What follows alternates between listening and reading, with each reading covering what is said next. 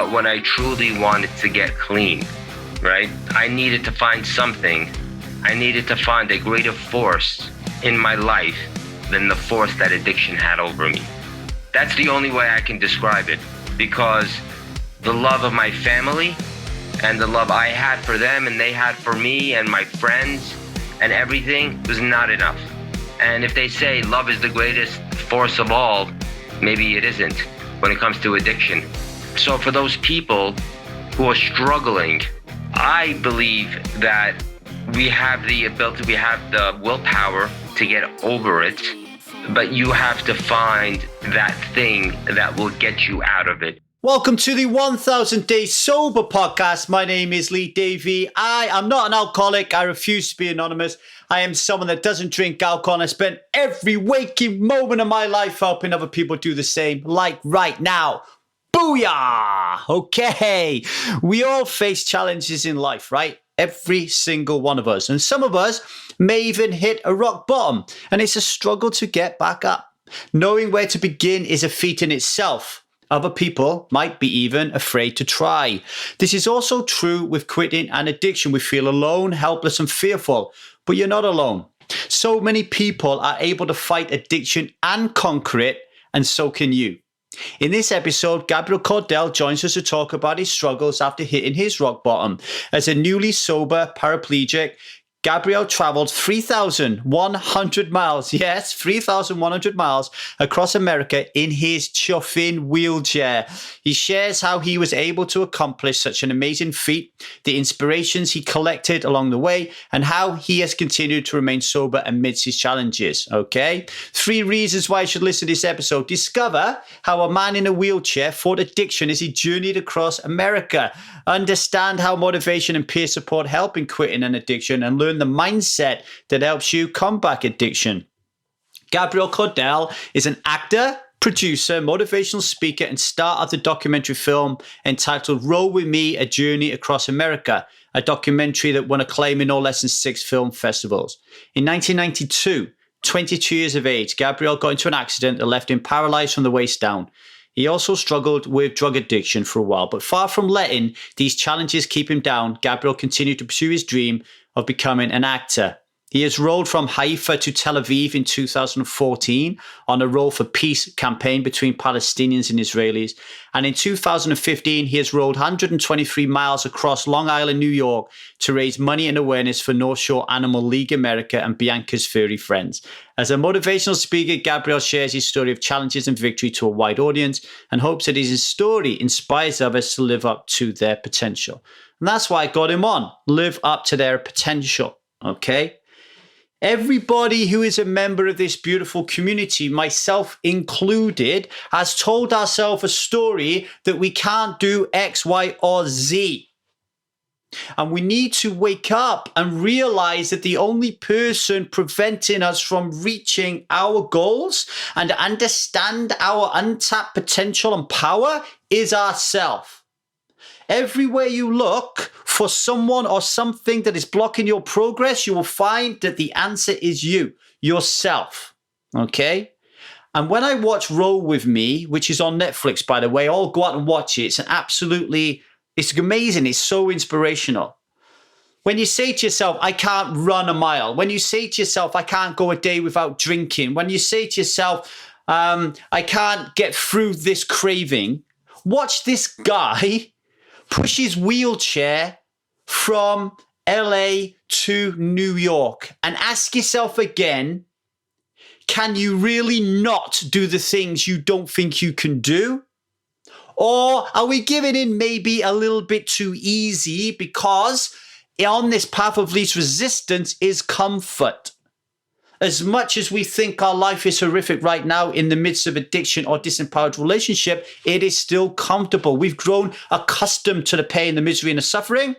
And we are frightened to death of the joy and celebration and the wonderment and curiosity that our life can be beyond our upper limit. So we self-sabotage ourselves by saying, I can't do it. this guy shows that anything is possible. And that's why I got him on the show. Please listen to this. Please watch his documentary and get inspired to change today. Without further ado, I'll shut the hell up and leave you in the capable hands of Gabriel Cordell.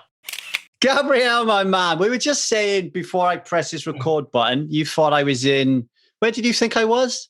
I don't know why I thought you were in Australia. I guess because the last few podcasts I did were in Australia, and I just assumed. Well, what's your accent?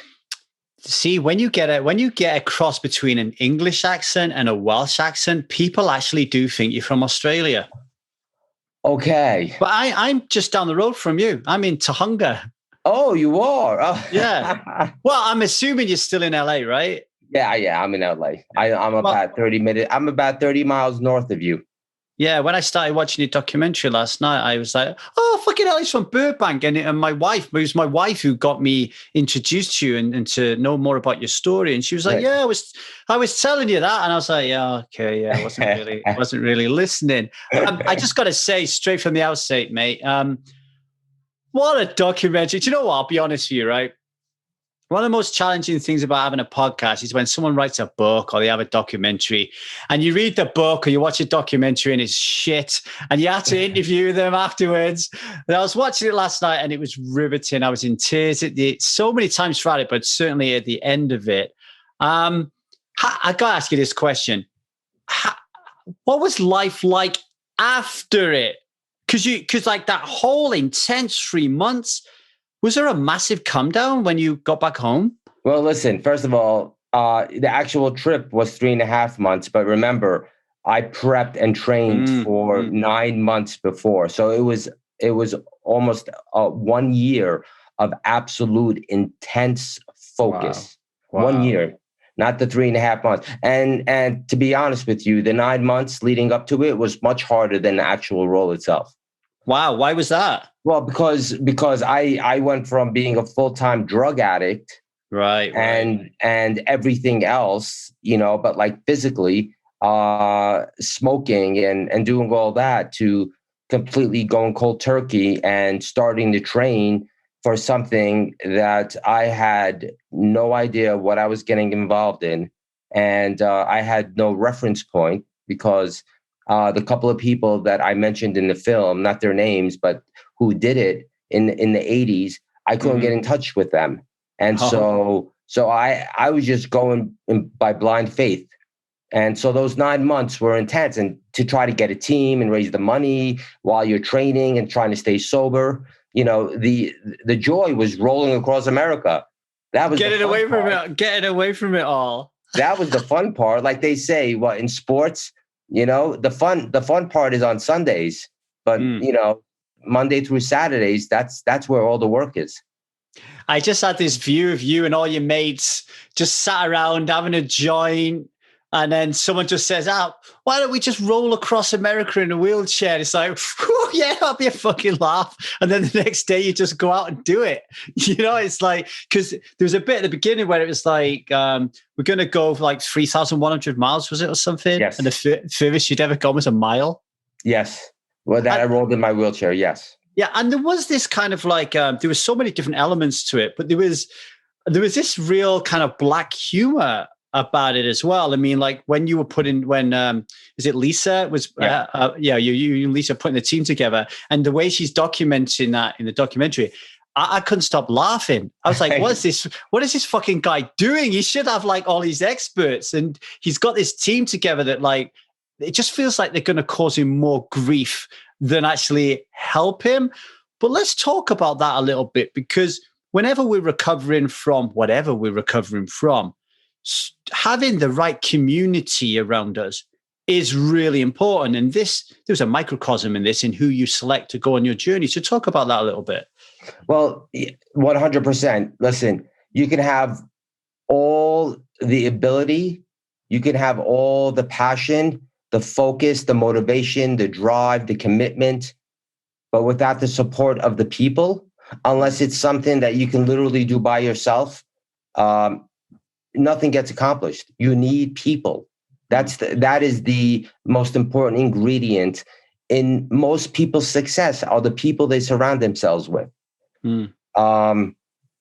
So yes, did I have the bad news bears and that's probably an understatement of of a film team.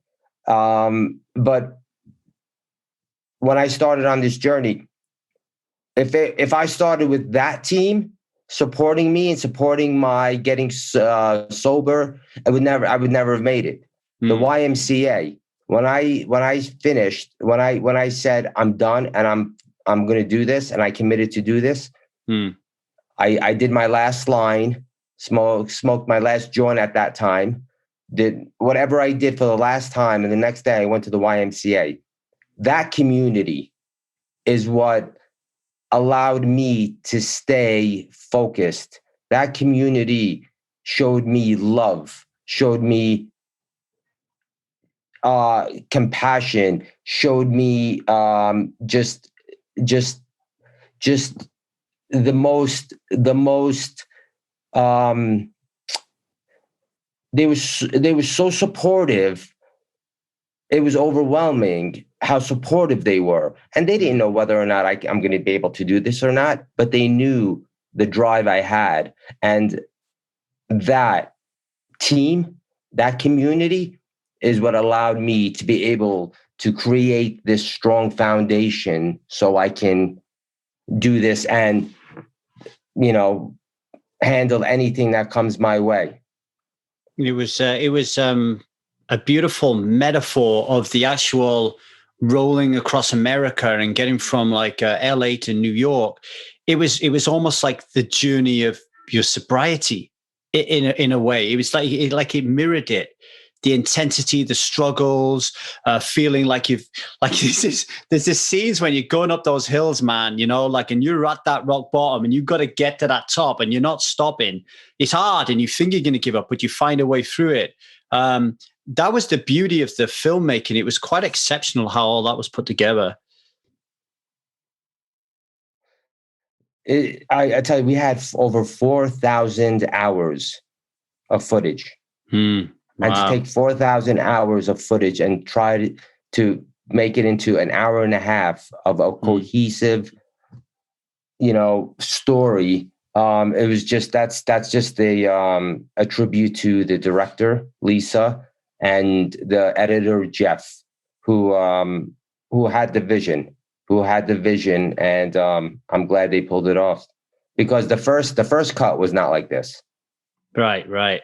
And you could see as well that it whilst you were the central focus, there was these other lives around you, and the inspiration that was coming from yourself, which was coming from nature, which was coming from the world.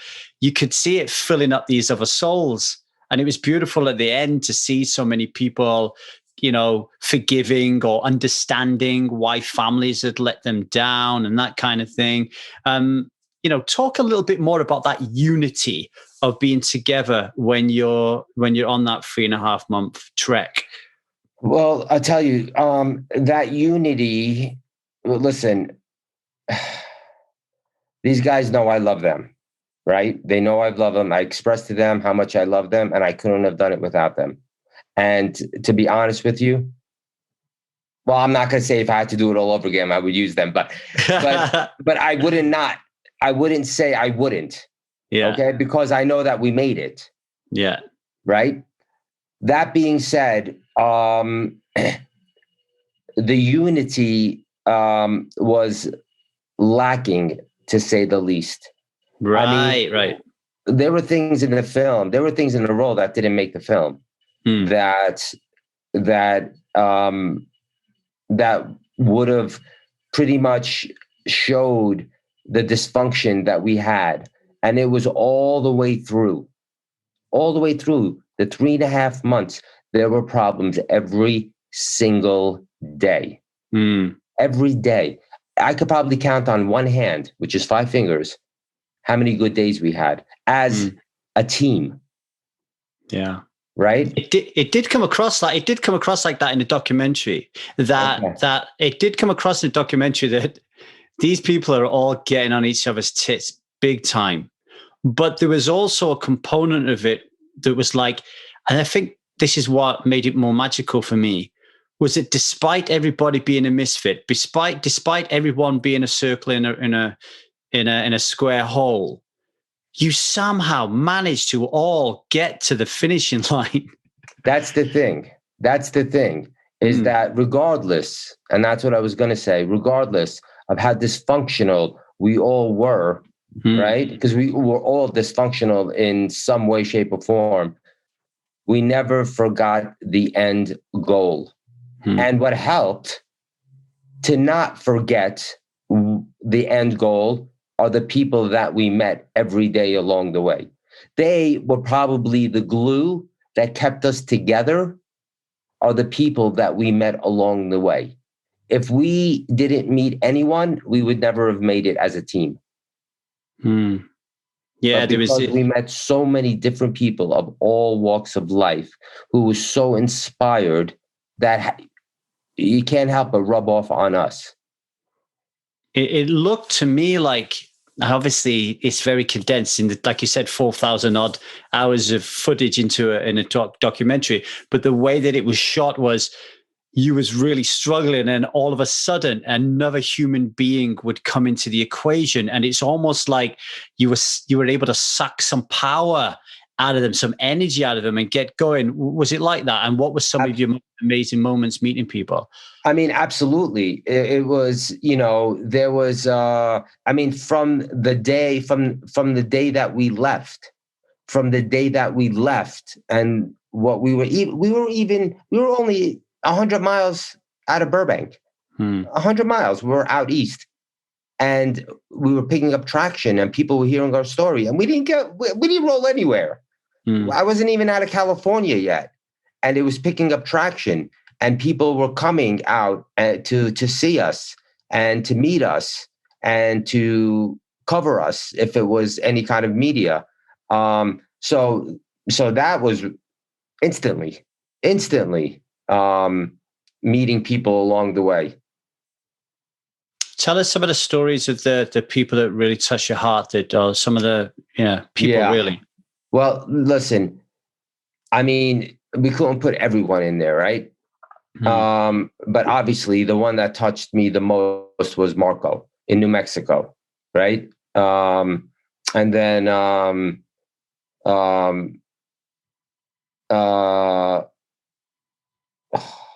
forgot what's his name. The kid, I can't believe I forgot his name. I feel so embarrassed. He'll come. Yeah.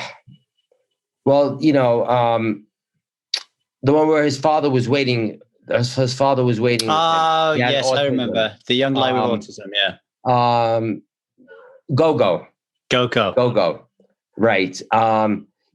Just people like, just people like that. It didn't matter. And it didn't matter whether they had a disability or not, because, just regular able-bodied people sharing their stories of their struggles when it came to addiction, so it wasn't just about disability. It was, for me, it was about disability. It was about addiction. It was about the power of the human will, and all these people touched our lives in some way, shape, or form. When we were in Oklahoma, we got to reciprocate, and we got to touch people's lives by helping them through the devastation that the tornado left them in. A perfect example of when you said how you suck energy from the people that you meet. When we were rolling through New Jersey, and those camp, the camp. Yeah, the kids. That just, it was amazing. It was like they never stopped coming out. And there was a lot more than what you saw on camera. There was a lot more. And I was shot. I was spent. And, and just their just excitement, and like, wow, this guy just rolled from California and I was in New Jersey, just stuff like that, man. It just re-energizes you in a way where it's just your adrenaline. One of the things that I've realized in my own introspection and my own addiction and my own life is the things that continue to make me small and to prevent me from stepping into my power. And one of those is the unwillingness of a part of me to just let go and just experience the world, and the ease at which I could just hold myself. Like COVID to me is like, is golden. I can just hold myself up in my house in front of my computer, doing my work, and I don't have to expose myself to the world, because I think what's happened is throughout the years, growing up in the UK, I've read too many books, I've watched too many TV shows, I've listened to too many news channels, that has given me this skewed view that the world is a very dangerous and tragic and horrible place, right? And right now, in particular, I'm in LA, and there's this storyline that's coming out of the news. I don't watch TV anymore, but my father-in-law watches it here. And the spew that I hear every day is America is divided, the people are divided. What was your experience being out on the road compared to my skewed story of what the world is like? It's two different worlds. All right. Because I think for the most part, we all want the same. We all want to see each other thrive and do well, be successful, be healthy, be prosperous. I think that's the majority of what people want. When it comes to politics, divided 100%. But when it comes to emotional connection from one human being to another, especially when you see one human being put himself or put herself out there beyond what you think is possible, that creates this hope that people want, that people yearn for, and that's the one thing that was common from California to New York and all through the Midwest, was when someone saw somebody doing something bigger than them, they wanted to be a part of it in any way, shape, or form. They wanted to be a part of that feel good, that look what's possible. And, I rolled 3,100 miles. I had one guy in Ohio who said, "Get the fuck off the road." One guy. That's right. It. That's not bad. That's it. And so I was just like, and it took me to get all the way to Ohio, 2,500 miles, for someone to say that. So this country is amazing. The people are amazing.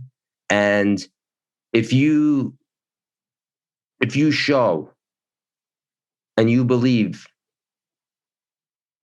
whatever it is that you want to do, you truly believe it, and you're committed, and people can see that, you'll have lines of people waiting to help you. Lines. We interrupt this broadcast to bring you an important announcement. If you are struggling to stop drinking, it is because you're feeling a strong desire to drink alcohol. What if you had no desire? We will surely open up admission to 12 days of free training on how to remove your alcohol cravings. And if you want a piece of that bad boy, then email me at 1kdaysober@gmail.com and we will give you a ticket. Priceless. Now back to Gabriel Cordell. So let's flip that a little bit then, because I think it's really good to talk about this. Because as you were saying, I think it was a beautiful line, when people see something happening that's bigger than them, they want to get involved in it, right? So let's just mark that in there and then go back to before you were rolling with it. When you're at the height of your addiction, we can touch upon your nephew as well, like, with his gang banging and his addiction. So back then, we're missing that almost like epic journey or that epic win or that big time inspiration. Okay. So why is it missing? And what do we need to do to get it? Because obviously for people listening here, they're not all going to roll from Los Angeles to New York, right? So how do we help addicts to find the secret sauce that you found on that trip in everyday life, do you think? Well, look, I mean, at the end of the day, anything I'm going to say You probably heard it 1,000 times, but you heard it 1,000 times because it's true. When you're ready to get clean, when you're truly ready to get clean, I wanted to get clean 1,000 times, right? But when I truly wanted to get clean, right, I needed to find something. I needed to find a greater force in my life than the force that addiction had over me. That's the only way I can describe it, because the love of my family and the love I had for them and they had for me and my friends and everything was not enough. And if they say love is the greatest force of all, maybe it isn't when it comes to addiction. When it comes to addiction. And so for those people who are struggling, I believe that we have the ability, we have the willpower to get over it. But you have to find that thing that will get you out of it. And, and for everyone it took me rolling across America. I'm not thinking it's going to take people to do anything at that level, but it's something that means more to them than the addiction itself. Yes, do you have to have a support team? 100%. You have to have a support team. Is it maybe good to go and get rehabilitation, go into a facility? For a lot of people, that works. I didn't need it because what I found was greater than my addiction. And then at the end of the day, you have to do it. And the reason why people just don't go rolling across America every day, because there's a comfort zone that people are afraid to get out of. Just imagine if every person at one point in their life, just at one point, not for their whole life, just at one point in their life, lived up to their full potential. Just imagine where this world would be.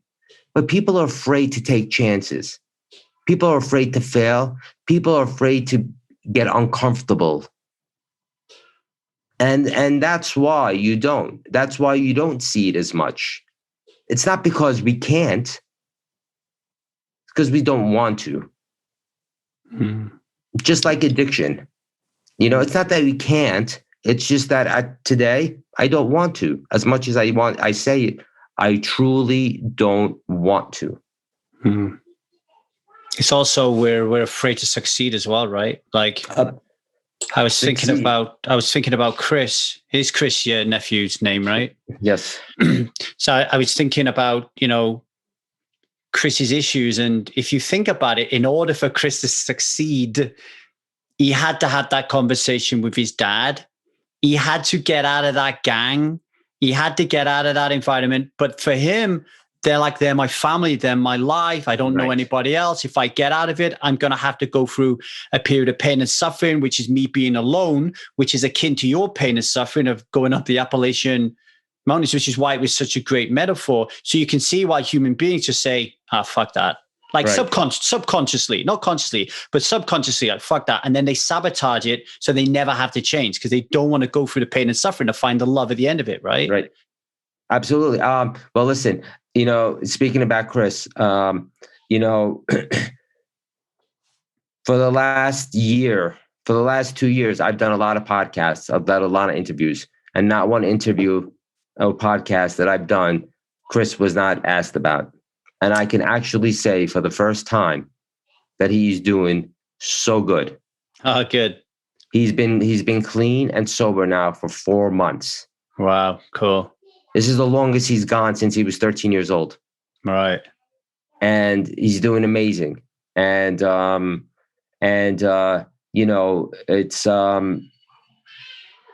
look, I say this and it has nothing to do with being pessimistic, and it has nothing to do with not believing, but some people just don't get it. They just don't get it, right? And it's a shame but it's just the reality of it. It's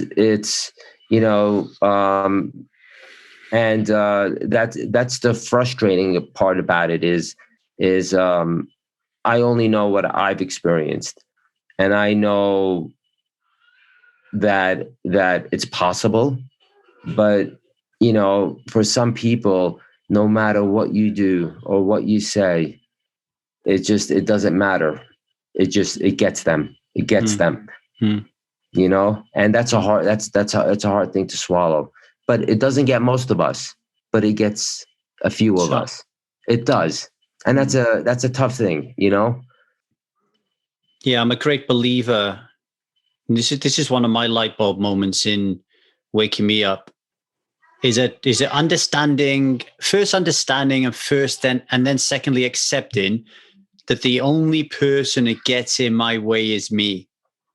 Right? Like I'm the only person who's going to block myself from achieving whatever I want to achieve. And because if you migrate towards your documentary and you see you in the most adverse weather conditions, terrible. I mean, I complain when my daughter, she's 4 now, I complain pushing my daughter's pram around the streets of Cardiff because it was I'm going to speak to the fucking council. You had to wheelchair through it, right?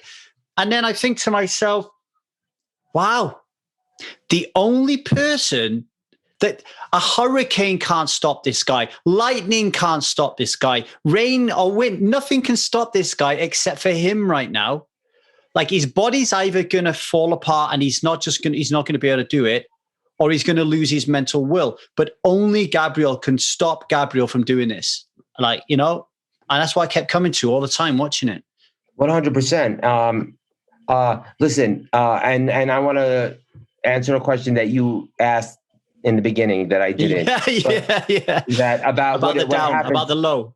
Yes. But I had no idea, right? I had no idea that I could do this. But I had the desire. And that's all you need is the desire and the will to do it. And after that, once you have, I can tell you this much. There's a like in martial arts they talk about it. It's called chi energy, and so this is an energy that is deep within your body, within your soul, right?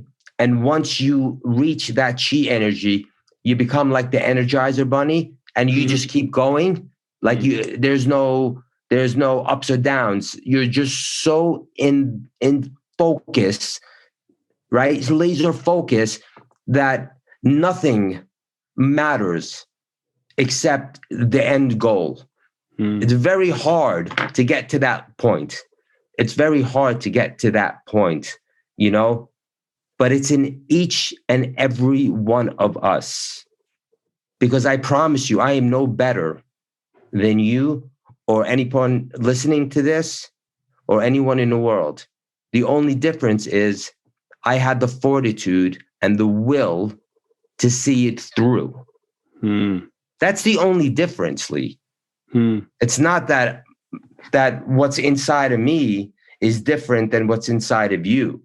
It's just how bad do you want it? And that's what it comes down. And how hard are you willing to work?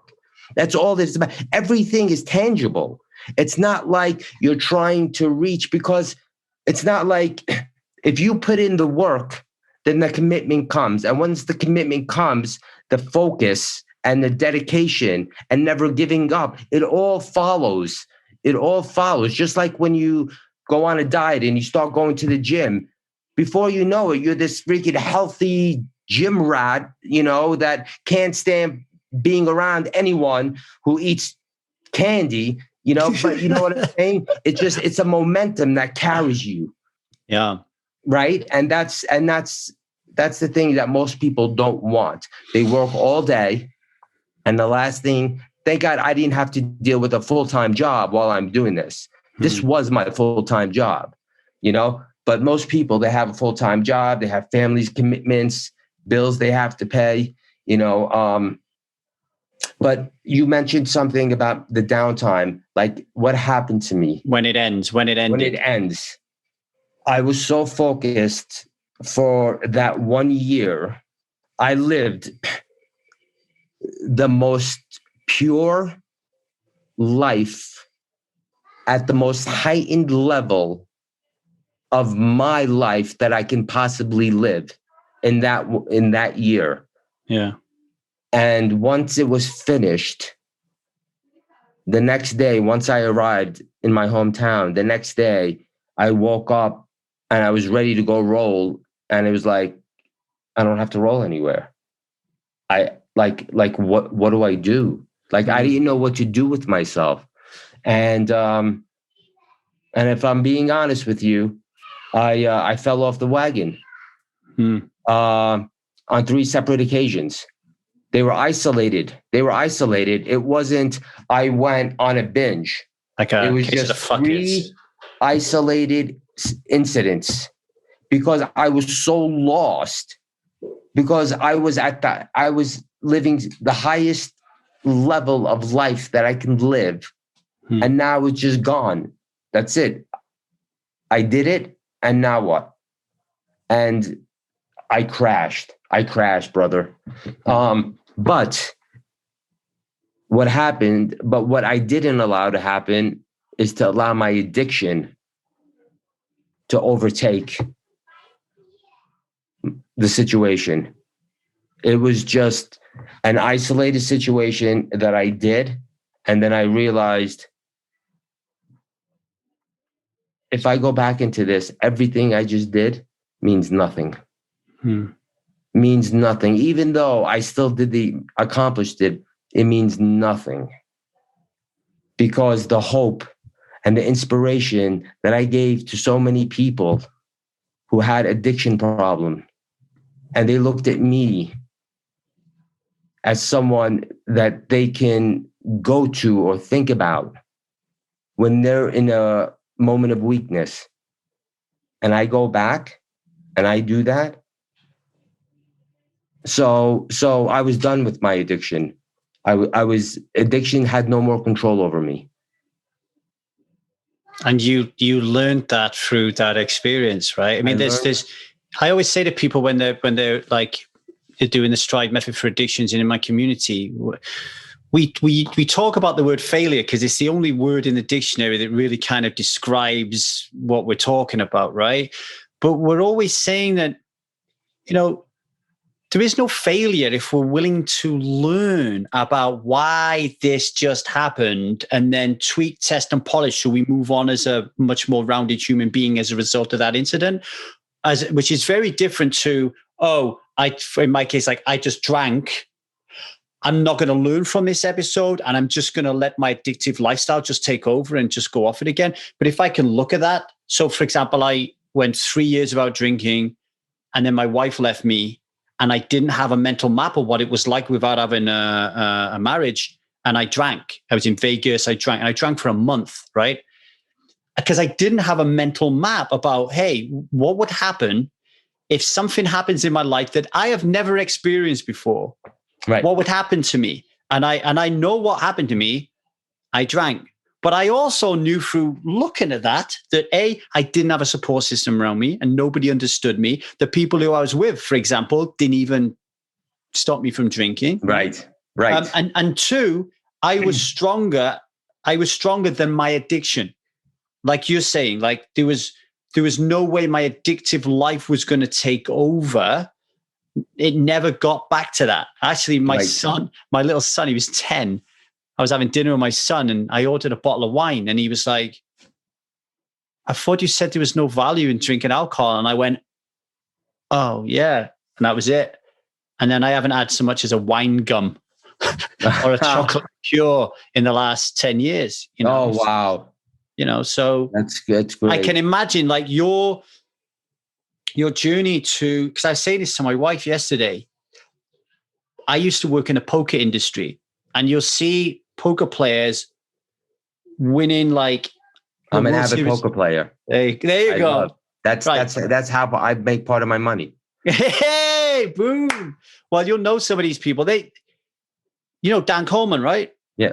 Okay, so Dan Coleman wins the one drop, wins like some obscene like 18 million bucks or whatever. And then he says afterwards that once he won it, everything was downhill. He had no way of coping in the world outside of this kind of like made up version of what life was really like that really heightened him, and he reaches his peak and now he's got nothing, which is sounded, I said to my wife, this sounds very similar. I wonder if Gabriel went through the same crash at the end of it. So I'm not surprised that you said that, you know, when you came back, you found it challenging. I did. Yeah, I did. I found it very challenging. And that's because I didn't have, even though I had a plan of these roles that I wanted to do after, I also knew that my body needed a break, and that I couldn't get back into. And unfortunately, I'm not the tech guy. I'm not the, you know, the social media kind of guy, you know, that would have taken this and run with it on social media and really just try to blow up my career. That wasn't me. It's still not, unfortunately. But yeah, it's, unless you have something right away that's going to distract you, chances are you're probably going to crash hard. Yeah. Especially if you're an addict. We interrupt this broadcast to bring you an important announcement. Now, you may think you can do this alone. You may think that you can be the hero, but being the hero still means you're stuck in your own personal drama. Don't be that hero. Be a warrior. Warrior knows when to reach out and ask for help. Warriors know the importance of a community. Strivers are warriors. If you want to join us today and work on your addiction and disempowered relationships, then email us at 1kdaysober@gmail.com and we'll see if you have the right stuff. Ready to be a warrior today? Come and join us. Now, without further ado, I'll shut the hell up and get back to Gabriel Cordell. It's a great book by Jay McGonigal called Reality is Broken. And she's a game designer. And she argues that games, poker being one of them, we can look at games and we can be like, okay, how can we incorporate games into our life? So in the case that you just explained, she says a game like Tetris is an unlimited game. There's no end to it. So like when we have a game that has an end to it, we experience the fiero of the game, the flow, the buzz, but then the game ends and it's like a crash. It's like, oh man, where's the game gone? But if the game never ends and it keeps going, right, now that's a different kettle of fish. So I always say to people, you know, don't come to us and allow us to help you quit alcohol. That's easy. Come to us and let us help you live a conscious life. You're going to be doing that until the day you die. That means it's less likely that something like that's going to happen, you know? And it feels like that forced physical recuperation impedes that, right? Like it's really, really difficult because you look like, honestly, at the end, you look like Skeletor out of like He-Man. Like you look like you everything had gone. Like you saw your mom, you saw your dad, and just boosh, everything had gone. I mean, describe that moment at the end when you roll it. Because I'm thinking, I hope there's people there at the end. And then all these people. No. Oh, it wasn't like that? No, listen, there would have been a hell of a lot more people at the end if I didn't keep fighting it.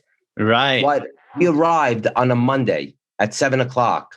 We could have arrived Sunday where everyone was off of work. Right. I didn't want to make it a big deal. I wish I would have, in hindsight. But it was because of me. I was like, the less people I got to deal with, the better. But what was it? It was relief. It was relief.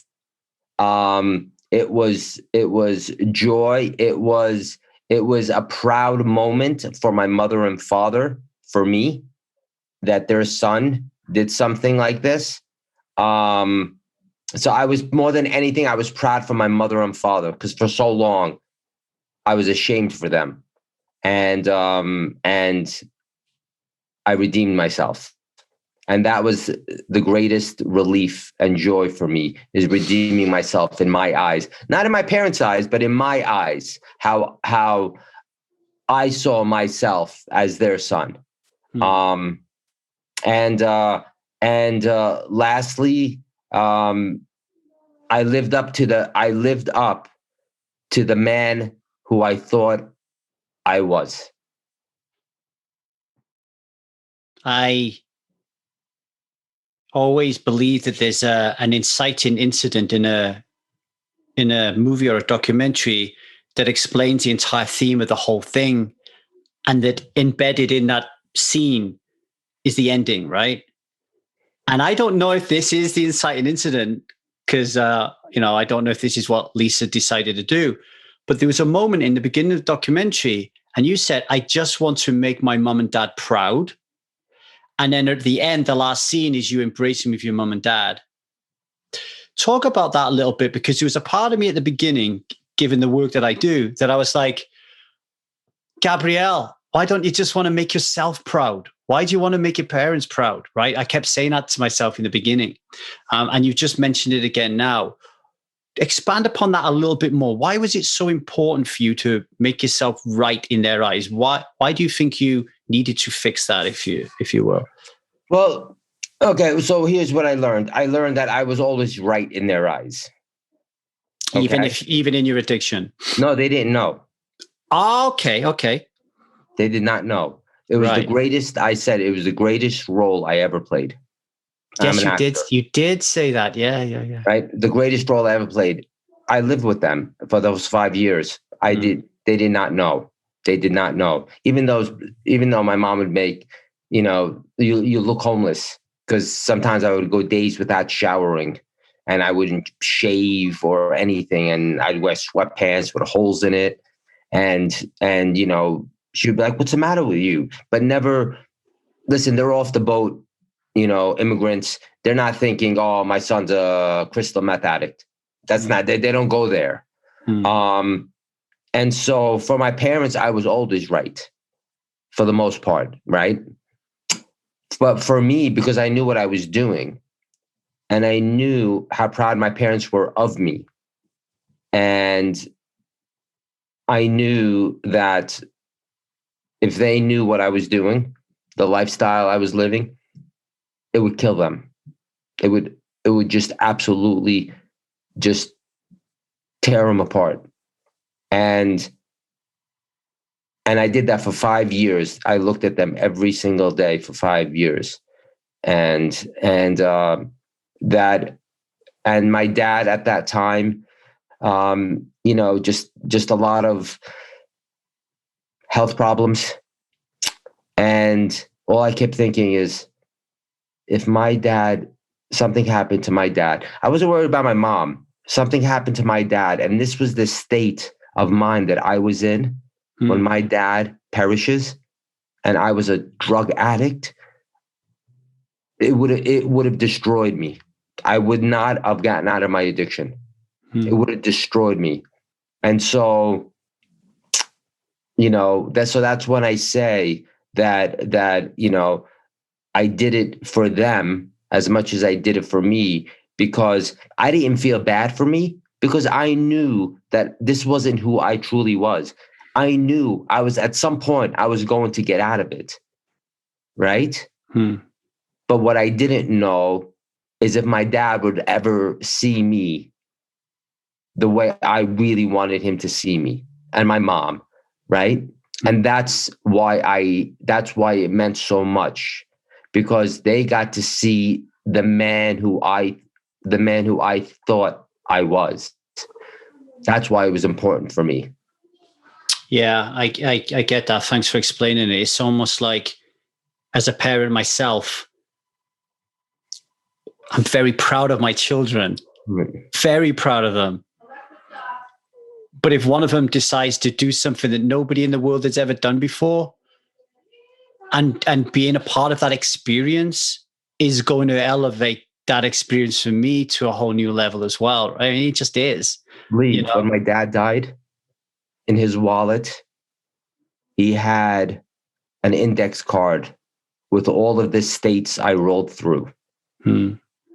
3,100 miles, 100 days, and all 13 states on an index card in his wallet. Beautiful. That to me was just like what that meant. That meant everything. That meant everything to me, to give that to my parents. Meant everything. Lovely. It was a beautiful moment. And then afterwards to hear that he'd passed away made the moment even more beautiful, to see that embrace at the end. So thank you for sharing that with us, Yeah. He was able to see the first draft of the film when it was 2.5 hours long. The first cut, I mean, but he never got to see the final cut that we all see. But he got to see the first cut. That's good. Yeah. He got to see the pieces that we didn't get to see. Yeah. Right at the beginning of the documentary, you talked about your drug addiction and the reasons behind why you were using. And, it was really interesting for me to hear you talk about sexual frustration, because I have sexual frustration as a married man living in a house with kids. And then all of a sudden I have a completely different perspective when I hear that you're paralyzed from the waist down, you have no feeling, and how that drives you. It fucking woke me up yesterday. I stopped fucking moaning and groaning about that straight away. But I'm really interested, and for people listening to this who are all using or being triggered for different reasons, how do you deal with it now? Because I assume your sexual frustration still exists. It maybe comes in waves or goes. Talk about it a little bit and how you cope with it. Well, that's why I always say that my addiction is really hard, because you can't separate, at least I can't separate sex from my psyche. And you watch TV, it's sex. You go out, you see beautiful women wearing revealing stuff. It's everywhere, especially in California. And so that's what makes my addiction so much harder. I have accountability now. I have a partner with 2 kids. So unless I want to lose this, I can't do anything, right? Can't do drugs. When I do drugs, then I think more about sex. If I don't do drugs, I don't think about it as much. I have a partner who continues to reiterate and confirm that I love you for you, not for what you bring to this relationship sexually. Is it tough? Yeah, it's tough to be in a relationship like this. At least you may be frustrated, but at least you can go and whack off in the bathroom if you want to. Yeah. I can't even do that. Yeah. I can't even do that. I haven't felt my penis in 29 years. But you're still feeling the sexual urges that happen in your body. And are you kidding me? Are you kidding me? Now, I've said some shit and done some really, really shady shit. I've done some really shady shit. Just to get some kind of sexual release. But it's a struggle every day. And that's just the truth of it. But what I've worked for and what I have today, I will never allow drugs or my addiction to ruin any of that. Now, that doesn't mean that one day, if my partner is gone away for a week and I'm by myself and I say, you know what?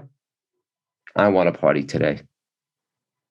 And I go and I get and I get my porn and I just get that sexual release.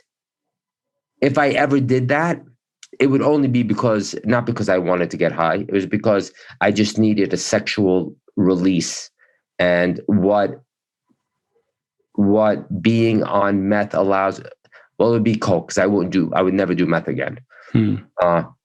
So if what Coke allows me to do when I'm high, I will never do when I'm not, ever. Right. Right. So if I felt like I needed a sexual release where I'm just going out of my mind, I would go and do that and not worry about me falling off the bandwagon at all, because it would be specific. I know why I do it, why I did it. I don't, but if I did, because I'm an addict. I'm an addict at the end of the day. And if that was to ever happen, I'm not worried about it, but it would strictly be because of my sexual frustration. And it sucks. It's hell on earth. That's how I described it. For me, sex is hell on earth. And there's no way around it. There's no sugarcoating it. There's no way to make it sound nice. It is what it is. But what you show people, like, but what am I going to do? But that's what I wanted to raise it for, because we know addicts, we are addicts, we're addicts, whichever way we want to put it. And there's this stimulus, I'm triggered, and then there's a response I need to use. And our job is to widen that gap as fucking far as we can. Yes. But when we're in our addictive lifestyle, and addictive state, we think we're powerless and we don't have the ability to widen that gap. What you're showing through these issues you have around sex, and what you showed when you rolled across America, is no. I can experience great pain and great suffering physically and psychologically. And you know what? As a human being, I can fucking handle it without having to go to use. But if I choose to, and we'll talk about that in a little bit, that's very different. But so people here now are just like, oh, to fight my wife, and I just went and had a drink when I don't really want to. No. You don't have to. You're doing that because you want to, right? Like, in some aspect of it. Because then you'll be drinking all the time. You're going to use fighting with your wife as an example. Yeah, I think this is the difference between wanting and willing. Right. As you were saying earlier on, like, once you take the vow that I'm going to get to New York, I'm going to do everything in my power to get. It's like you change the game, right? You change the game. Yeah, I'm gonna save my marriage. I never want my kid to watch me smoke a cigarette. Whatever it is, the stakes all of a sudden are heightened, and now you've got more skin in the game. Your motivation is heightened. It becomes more important to you. Now you just got to work on the confidence that you can do it. And I imagine as you went through mile by mile by mile, as much as it hurt, you still started to develop a confidence that, and you're getting stronger mentally and physically, that when the real shit hits, you're down and you're like, no, I can fucking do this. Right. Because you look back and you're like, I fucking done this. Right. I mean, listen, I never go on a road trip and look at it ever the same. Ever the same. I never fly anywhere in America and ever look at it the same. Right? Because I'm thinking, all you mother effers needed a plane to get here. Yeah. But yeah, it's and that's listen, if there was one thing that I can pray on and it manifests into reality, is not to heal all the sick, even though that would be great, is not to cure cancer. My dad died from it. It's to give every single person that one moment where they can live their life at their fullest potential. That would be my biggest gift that I would give to the world. Nothing, not curing cancer or nothing, but that, because you know what that does? That shit cures cancer. When people will live up to their potential, that cures cancer. Not just the hope of curing cancer, but that in itself cures cancer.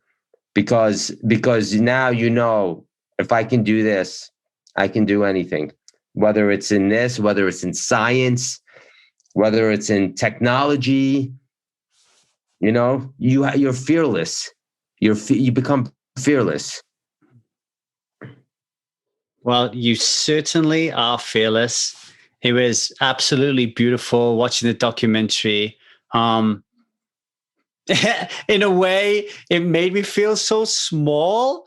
But at the same time, it was like, okay, Lee, I'm always talking in my community about the need for epic wins. This was fucking epic.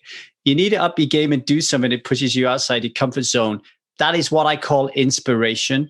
So, Gabriel, thank you for dripping that all over me. If you want to learn more about this wonderful man, go to www.1000dayssober.com. Go to the podcast page. You'll see a little home there for Gabriel. That'll have all the links to the guy. You're not speaking at the moment, obviously, because of COVID, you know, but is there anywhere else that anyone, you know, are you getting online doing any motivational speaking or anything?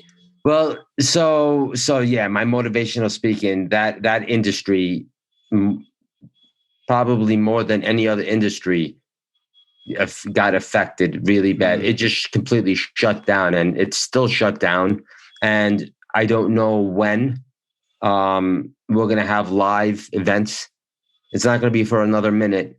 And you know, I like talking to people. I like talking to people, but you know, for me, I need that live human interaction. Yeah. Right. I don't think that I can deliver what I deliver in person on a screen. And so, you know, I haven't done any, not that I haven't had not that I turned down any opportunities, but it's nothing that I was searching for, because I don't know, it just didn't feel right. But I've been acting, you know, I got a pretty nice job at the end of the year. But it'll pick up, my motivational speaking, and I'm just blessed. You know, I'm just blessed. Please check it out on Netflix. Roll with me on Netflix. Yeah. Because December 31st is when our contract ends of this year. Oh, so the more people that watch it, they'll keep it going? I don't know how it works. I'm hoping that enough people have watched it where they decide to extend it. But yes, please go and watch it on Netflix. Roll with me. We will do everything we can in our part of spirit for our community, because there's a lot of shit. There's a lot of shit out there, and this was gold. This is gold. It was a fantastic. Even my wife even said to me, "How can we get our 4-year-old to watch this and navigate all the talk around drugs and stuff?" I was like, "Well, I thought it was pretty clean. There wasn't a lot of swearing in there, you know. Like, I think it was okay. We can maybe do it." So, Gabriel, thank you. I'm just down the road from you. Whenever you need anything, you let me know. And it's great to have you on the guest. I'm really honored to speak to you today. Lee, thank you so much. It was a pleasure and an honor to come on your show and share my story. And I appreciate you, and please stay safe, you and your family, and all of your viewers and listeners. And listen, the greatest gift that we are born with is our will. That is the greatest gift that we have. And I just hope at some point, any point in your life, and whoever's listening, that you tap into it and see how it changes your life and the people around you, their lives. It's magical. Thank you, my friend. Thank you, brother.